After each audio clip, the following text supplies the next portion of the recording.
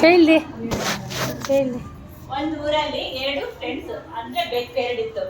ಆ 2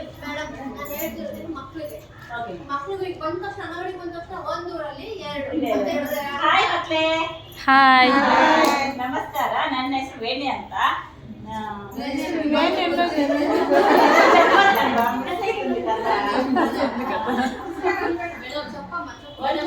ಒಂದು ಊರಿನಲ್ಲಿ ಒಂದು ಮನೆಯಲ್ಲಿ ಒಬ್ಬ ಅಮ್ಮ ರೊಟ್ಟಿ ಮಾಡ್ತಾ ಇದ್ರಂತೆ. ಆ ರೊಟ್ಟಿ ಮಾಡುವಾಗ ಒಂದು ಬೆಕ್ಕು ನೋಡ್ತು. ಆ ಬೆಕ್ಕಿಗೆ ಒಂದೊಂದು ಬೆಕ್ಕು ಫ್ರೆಂಡ್ ಹೋದ್ಲು. 2 ಬೇಕಾಗಿದೆ ಇವಾಗ ಮೇಡಮ್. ಆ 2 ಬೆಕ್ಕು ಒಂದು ಬೆಕ್ಕು ರೊಟ್ಟಿ ಎತ್ಕೊಂಡು ಬಂತು. ಆ ಮನೆಯಲ್ಲಿ ಎತ್ಕೊಂಡು ಬಂದು ಅದ್ರ ಜೊತೆಗೆ ಇನ್ನೊಂದು ರೊಟ್ಟಿ ಬಂದು ಕದ್ದು ನೋಡಿ ಏನದು ಅಂತ ಕೇಳ್ತೀಯ ಈ ಬೆಕ್ಕು. ಅದು ರೊಟ್ಟಿ ನಂದು ಇದು ಅಂತ ಇನ್ನೊಂದು ಬೆಕ್ಕು ಹೇಳ್ತು. ಒಂದೇ ಬೆಕ್ಕು ಇಲ್ಲ ನನಗೂ ಸ್ವಲ್ಪ ಕೊಡು ಅಂತ ಕೇಳ್ತದು. ಇಲ್ಲ ನಾನು ಕೊಡಲ್ಲಪ್ಪ, ನಂದಿದು, ನಾನು ತಂದಿದ್ದೀನಿ, ನಾನು ತಗೊಂಡಿರೋದು ನಂದಿದು ಅಂತ ಹೇಳ್ತದು.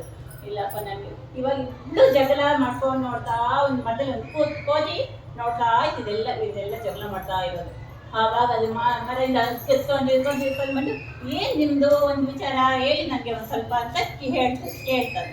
ಆವಾಗ ಅದು ಇವಾಗೆಲ್ಲ ಆಯ್ತಲ್ಲ, ಇದೆಲ್ಲ ಕೋತಿಗೆಲ್ಲ ಹೇಳ್ತೀವಿ 2 ಸೇರಿ. ಸರಿಪ್ಪ ನಾನೊಂದು ತಕ್ಕಡಿ ತಗೊಂಡು ಬರ್ತೀನಿ, ನಿಮಗೆ ಇಬ್ಬರಿಗೂ ನ್ಯಾಯ ಮಾಡ್ತೀನಿ ಅಂತ ನೀವು ಕೇಳ್ತು. ಆವಾಗ ಸರಿ ಅಂತ ಅದು ತಕ್ಕಡಿ ತಗೊಂಡು ಬಂದು ಇಟ್ಕೊಂಡು ಸರಿ ಕೊಡು ಅಂತ ಈ ಥರ ಅರ್ಧ ಮಾಡಿ ರೊಟ್ಟಿ ಇದಕ್ಕೊಂದು ಸ್ವಲ್ಪ ಹಾಕ್ತು. ಇದು ನೋಡ್ರೆ ಇದು ಕೆಳಗೆ ಬಂತು, ಇದು ಮೇಲೆ ಬಂತು. ಯಾವ್ದು ಜಾಸ್ತಿ ಇದೆ? ಇದು ಜಾಸ್ತಿ ಅಲ್ವಾ, ಅದಕ್ಕೆ ಇದರಿಂದ ಸ್ವಲ್ಪ ಎಲ್ಲ ಮುರಿದ್ಕೊಂಡು ಬಾಯಿಗೆ ಇಟ್ಕೊಂಡು ಸರಿ ಅಂತ ಇದು ಕೆಳಕೋದು. ಇದೇ ಸ್ವಲ್ಪ ಮಾಡಿದ್ರೆ ಎಲ್ಲ ತಿನ್ಬಿಡ್ತು. ಇವೆಲ್ಲ ನೋಡ್ತಾನೆ ಮಿಕ್ಕಿ ತೋಟ ಐತೆ ಬೆಕ್ಕುಗಳ 2 ಕೋತಿ ಕಚ್ಚಂತೆ.